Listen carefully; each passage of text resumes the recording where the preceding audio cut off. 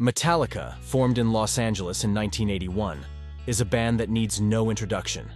With a career spanning over 4 decades, they've left an indelible mark on the world of heavy metal. They have sold over 125 million albums worldwide and is considered one of the most influential bands in rock history. From their groundbreaking debut album, Kill 'Em All, to chart toppers like The Black Album and Master of Puppets, Metallica's music has rocked arenas, sparked debates, and sometimes even faced accusations of plagiarism. Now let's dig into whether these allegations hold water or if it's all a matter of musical evolution. While Seek and Destroy may be one of the more tame songs on Kill 'Em All, the middle solo section of the song is where things really kick into high gear, with James taking a riff that would give most of us tendinitis to actually play correctly.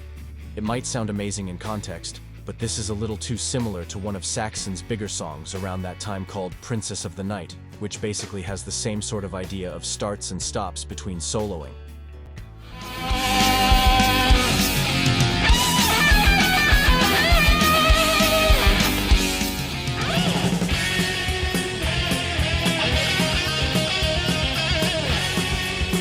The main lick that would become Trapped Under Ice on Ride the Lightning was actually used as a song called Impaler by Exodus, which absolutely mortified Gary Holt when he heard the final record.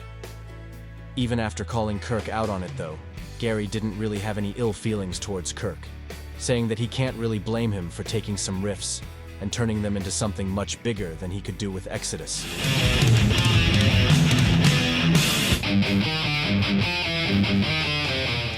The end of the line might be one of their more straightforward riffs, taking just a traditional bluesy sequence and just layering bits and pieces of their trademark Metallica sound over it. For any grunge fan though, most people would recognize that opening riff immediately, being a key part of Pearl Jam's Why Go off of their massive record 10. Though Metallica do make more out of it with James's different guitar harmonies and chord stabs, the fact that they linger on it just seems to point in the same direction of plagiarism.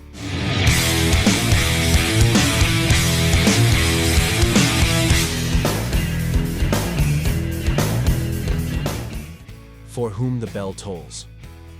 Even if you don't know anything about Metallica, anyone who's friends with a bass player has heard this riff more than a few times, becoming one of Cliff Burton's showcase, while Sabbath going with a much more bluesy swing beat for most of the track.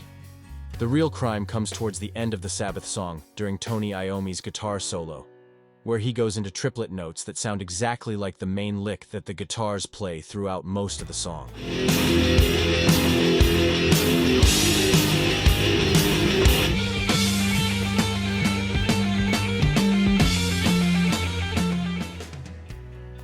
It's impossible to look at Metallica's plagiarism side and not bring up the Four Horsemen.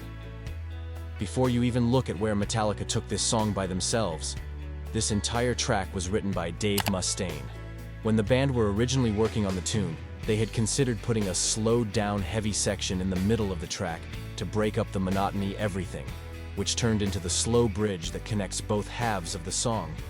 It may have sounded fresh at the time, but the track was originally just Dave making fun of Lynyrd Skynyrd.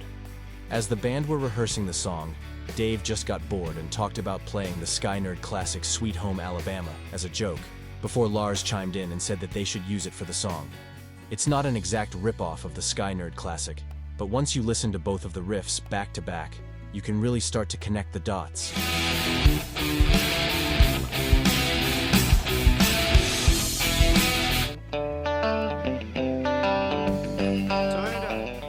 It's important to remember that artists draw inspiration from various sources. It's not always theft, it can be a form of paying homage and building on what came before. So, does Metallica steal riffs?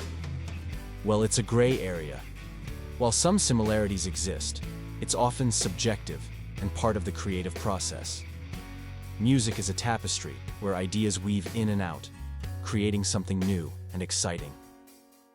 Thanks for joining us on this riff-packed journey through Metallica's history. Let's keep the discussion going in the comments. Do you think Metallica stole riffs, or were they simply drawing from their influences?